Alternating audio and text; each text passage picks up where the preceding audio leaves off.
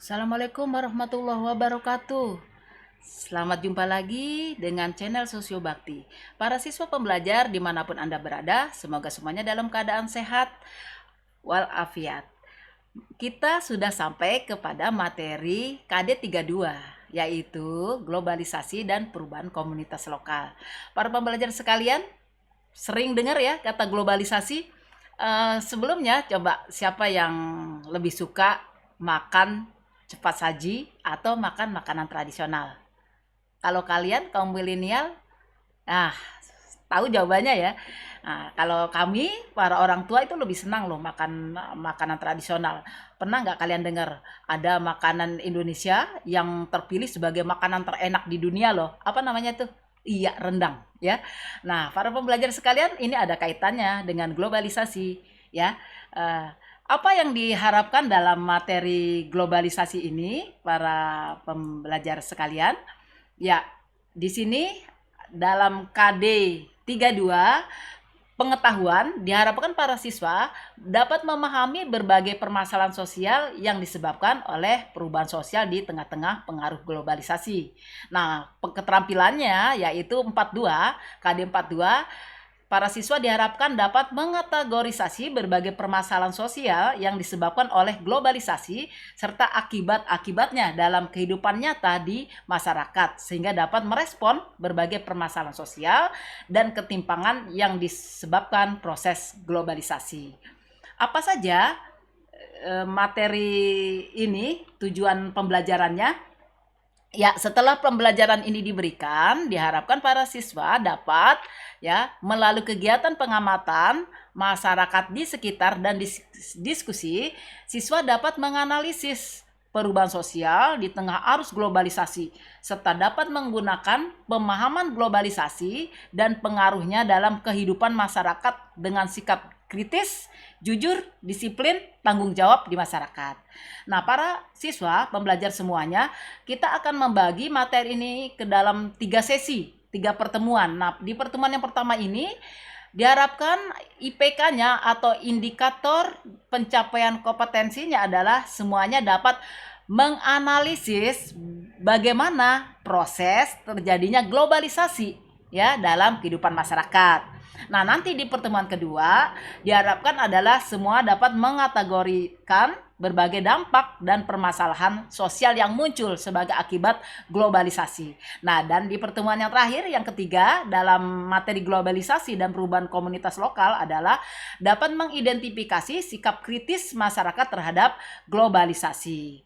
Nah, sebelum kita ke materi lebih lanjut, menurut para ahli, baik kita saksikan dulu video berikut yang berkaitan dengan globalisasi. Ya.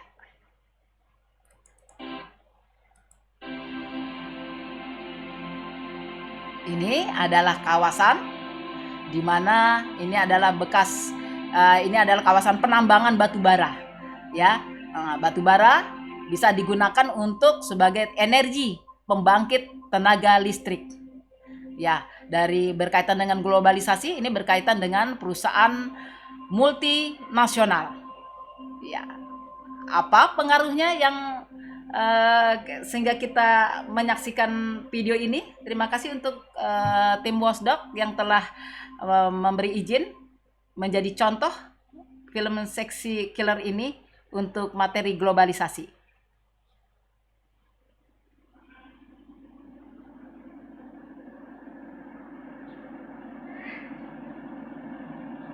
Ya, ini perjalanan tim Wasdog. Bagaimana tim Setelah berjalan sejak Januari, di awal Oktober 2015, kami tiba di Kalimantan atau Borneo. Ya, perjalanan mereka sehingga kita tahu apa yang terjadi.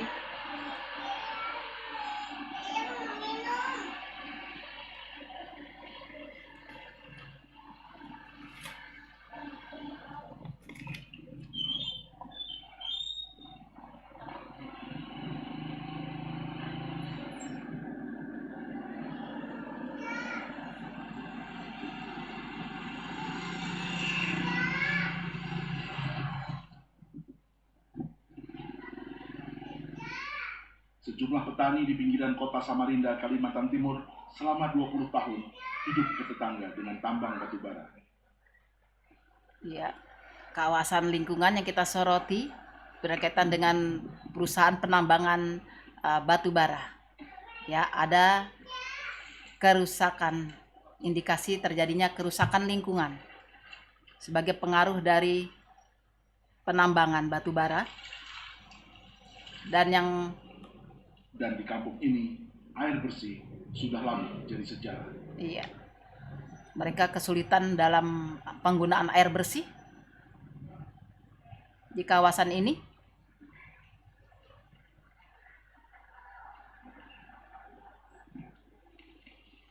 Salah satunya bagi keluarga Komari. Ini kan? Iya. Ini air untuk minumnya, Pak. Iya. Keruh gini, Pak, ya? Ya begitu lah. Ini ambilnya di mana? Di sumur. Jauh dari sini? Jauh. Iya. Air yang keruh itu pun harus diambil jauh sekali. Berapa bulan nggak ada hujan ini? Ke jalan besar tadi? Nah, di sana itu ada setengah kilo ya.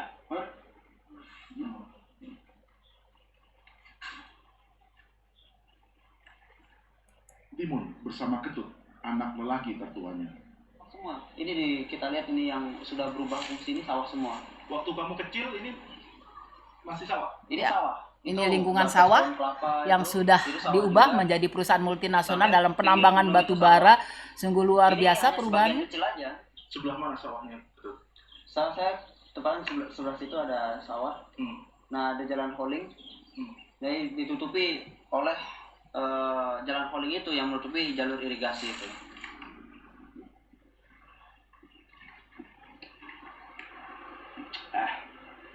Manis. Petani yang lain itu karena takut melihat ayah saya ditangkap, jadi sampai saat ini desa Kertabuana ibaratnya tidak berani kembali melakukan. Iya. 80, Bapak masuk penjara 2005. Ya. Kemudian yang memilukan lagi adalah adanya kecelakaan anak kecil yang tercebur di bekas penambangan batu bara, dan ini yang terjadi dalam masyarakat. Oke. Itu adalah sebagian dari dokumenter dari tim Watchdog. Terima kasih yang sudah memberi izin. Ini ekspedisi Indonesia Biru dari perjalanannya di tempat penambangan batu bara. Baik para pembelajar sekalian, kita akan kembali ke materi selanjutnya.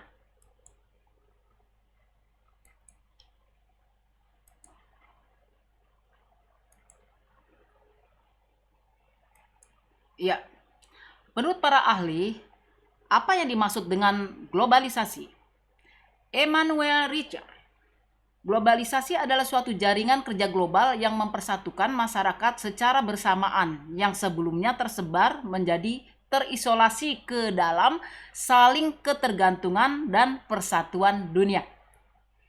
Selanjutnya, Anthony Giddens. Globalisasi adalah intensifikasi hubungan sosial secara mendunia sehingga menghubungkan antara peristiwa di satu lokasi dengan lokasi lainnya, serta menyebabkan terjadinya perubahan pada keduanya. Oke, seperti apa kalau sekarang? Iya, peristiwa yaitu menyebarnya pandemi COVID-19 yang kita dengar awalnya itu terjadi di Wuhan, Cina, sekarang menyebar di seluruh dunia. Ya. Selo Sumarjan, proses terbentuknya organisasi dan komunikasi antara masyarakat di seluruh dunia untuk mengikuti sistem dan kaidah yang sama. Martin Albrong, globalisasi sebagai keseluruhan ketika penduduk dunia tergabung dalam masyarakat dunia yang tunggal. Ya, jadi masyarakat dunia ini sekarang satu, ya terhubung oleh komunikasi, terhubung dengan interaksi yang mudah.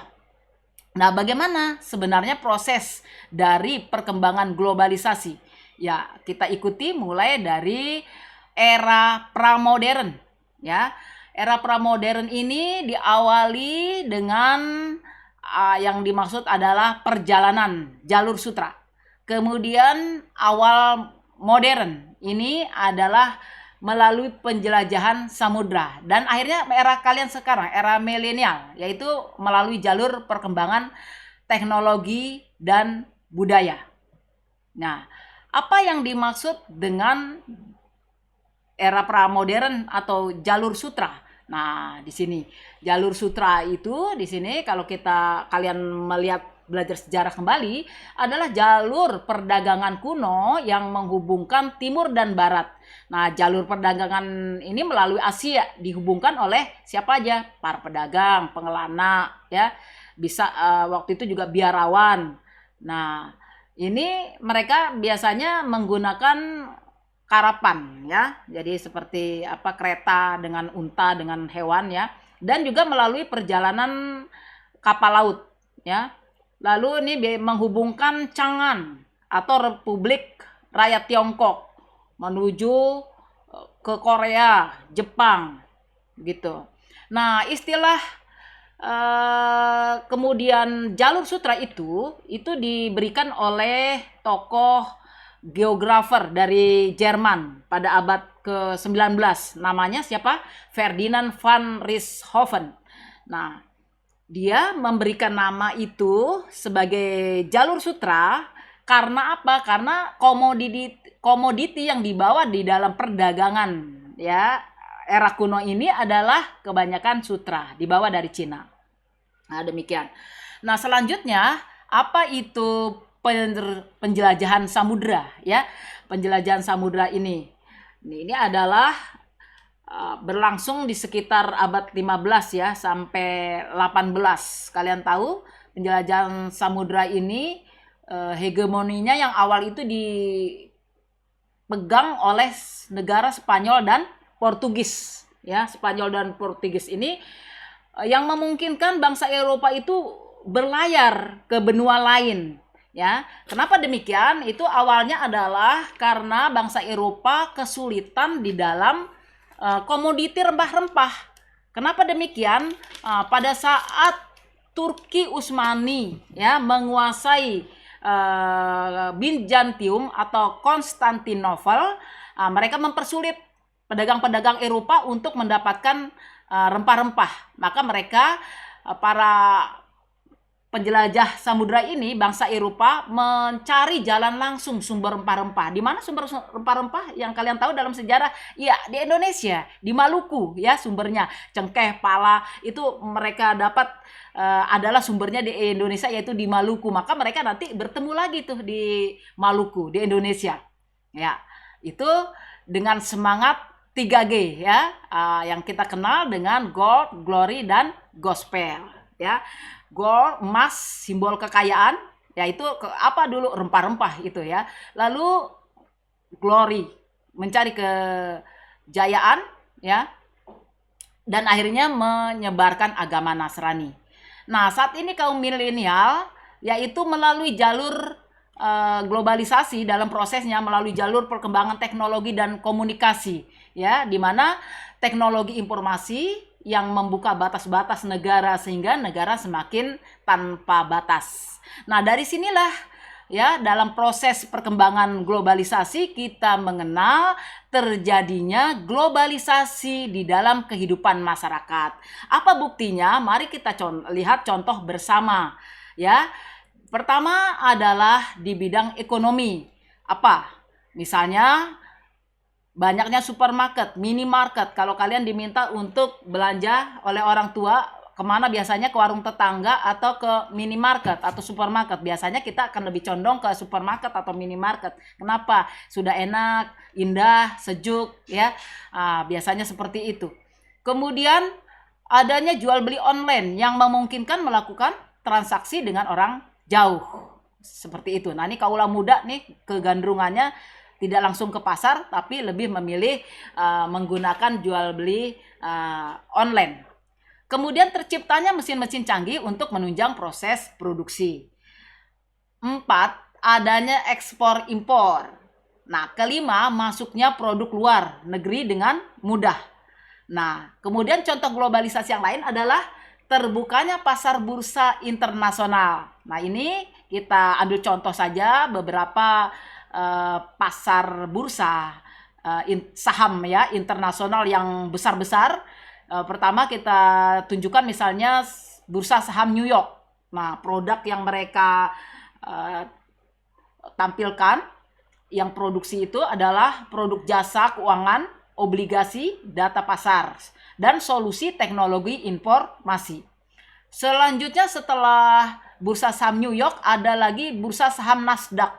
Ini yang mereka produksi adalah perusahaan di bidang teknologi tinggi.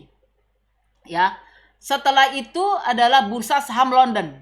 Nah, mereka memproduk bursa efek London dan Italiana. Nah, di Indonesia kita punya bursa saham Indonesia atau BEI. Nah, ini menyediakan sistem mempertemukan penawaran jual beli dan memperdagangkan efek atau bursa efek. Nah, itu para pembelajar adalah sebagai contoh bagaimana ada proses globalisasi di dalam kehidupan ekonomi. Nah, selanjutnya kita akan melihat adanya satu globalisasi di bidang sosial dengan contoh sekarang perempuan lebih banyak bekerja ya, menjadi wanita karir. Ini tidak asing lagi. Kemudian penggunaan bahasa asing dengan mudah. Nah, para kaula muda ini biasanya sekarang ini gandrung dengan berbagai bahasa asing dan sangat lihai menggunakannya. Kursus-kursus bahasa asing sekarang banyak dijumpai dan diminati oleh kaula muda. Lalu timbulnya rasa egoisme di antara masyarakat. Karena masing-masing masyarakat punya keinginan untuk maju ya, mengembangkan dirinya masing-masing. Lalu hilangnya rasa gotong royong. Nah, yang lain adalah masyarakat semakin heterogen karena kita lihat masuknya bangsa-bangsa lain dengan melalui pariwisata, dengan melalui investasi dan lain-lain, pertukaran pelajar. Nah, ini kita lihat masyarakat semakin heterogen. Nah, dengan berbagai lapisan masyarakat dan berbagai kelompok-kelompok sosial yang ada. Selanjutnya mari kita lihat adanya globalisasi di bidang budaya. Contohnya adalah masuk dan menyebarnya budaya asing. Siapa yang tidak kenal K-pop? Siapa yang tidak kenal drakor? Ya, drama Korea itu lebih diminati. Anak milenial sekarang lebih condong ke sana daripada kita dengan cerita-cerita tradisional kita pada masa lalu. Ya, orang tua kita sering mendongengkan tentang ada cerita bawang merah, bawang putih, ada cerita si kancil ya, seperti itu. Nah, ini rupanya sekarang sudah berbeda. Kemudian masuknya mode-mode pakaian luar negeri. Nah, ini seiring dengan masuknya budaya asing biasanya ini ada kaitannya. Lalu terjadinya pertukaran budaya internasional, ya. Ini bisa terjadi melalui pertukaran mahasiswa, pertukaran pelajar yang belajar ke luar negeri. Ini bisa terjadi pertukaran budaya internasional ataupun tadi dengan masuk dan menyebarnya budaya asing ke sebuah negara. Lalu banyaknya imigrasi. Nah, yang negatif ini adalah hilangnya budaya tradisional secara perlahan karena kaula mudanya lebih menyukai budaya asing yang masuk. Nah, itu adalah contoh dari globalisasi sebagai pertanda adanya proses globalisasi di bidang budaya. Nah, untuk selanjutnya kita melihat adalah globalisasi di bidang politik, ya. Globalisasi di bidang politik itu apa? Di sini kita melihat yaitu adanya dibentuknya PBB, adanya hubungan bilateral, ya, dan multilateral yang makin mudah dilakukan. Timbulnya politik negara, ya, tergantung negara ini mengimbas atau bekerja sama dengan negara mana, biasanya itu akan terpengaruh dengan politik negara tersebut. Lalu masuknya berbagai macam ideologi asing, liberalisme, ya, sosialisme, ini kapitalisme. Jadi ideologi berbagai ideologi asing yang berasal dari luar ini bisa masuk. Lalu timbulnya kerjasama antar bangsa, ya, antar negara. Nah, misalnya contohnya yang kita menjadi anggotanya Indonesia itu ASEAN, ya. Ini kerjasama ekonomi, sosial, budaya antar negara-negara Asia Tenggara. Ini kantor sekretariatnya ada di Indonesia, ya. Kalian yang pernah ke Jakarta di kawasan Blok M Ini ada sekretariat ASEAN, silakan ya coba jalan-jalan ke sana. Kemudian UNESCO, ini kerjasama di bidang kebudayaan yang dimiliki oleh PBB. Nah, para pembelajar sekalian, itu adalah adanya contoh globalisasi di bidang politik. Selanjutnya, globalisasi di bidang iptek, ya. Di bidang iptek, ini anak muda tentu lebih paham, ya, yaitu dengan kecanggihan smartphone yang dimiliki masing-masing, dan apalagi dalam kondisi sekarang ini ya, pandemi, alat-alat komunikasi dengan teknologi canggih itu sangat dibutuhkan, ya. Ini adanya contoh globalisasi di bidang iptek ditunjang dengan internet, ya, jaringan yang ditawarkan dari berbagai perusahaan. Kemudian adanya aplikasi video call, ya, yang memudahkan misalnya kegiatan BDR, PJJ dalam pembelajaran jarak jauh, ya. Ini bisa berbagai macam dari Google misalnya, ya, Google Meet, juga dari perusahaan-perusahaan lain, ya. Kemudian penyebaran informasi dengan cepat dan mudah. Terjadinya digitalisasi di berbagai bidang kehidupan masyarakat, ya, misalnya dalam bidang perbankan, ya, dalam bidang kesehatan dan lain-lain, ya. Itulah para pembelajar sekalian yang bisa disampaikan dalam pertemuan pertama kita tentang berbagai globalisasi dalam kehidupan masyarakat dan perubahan komunitas lokal, ya. Sampai jumpa dalam pertemuan yang akan datang tentang dampak-dampak dari globalisasi. Akhirnya, assalamualaikum warahmatullahi wabarakatuh.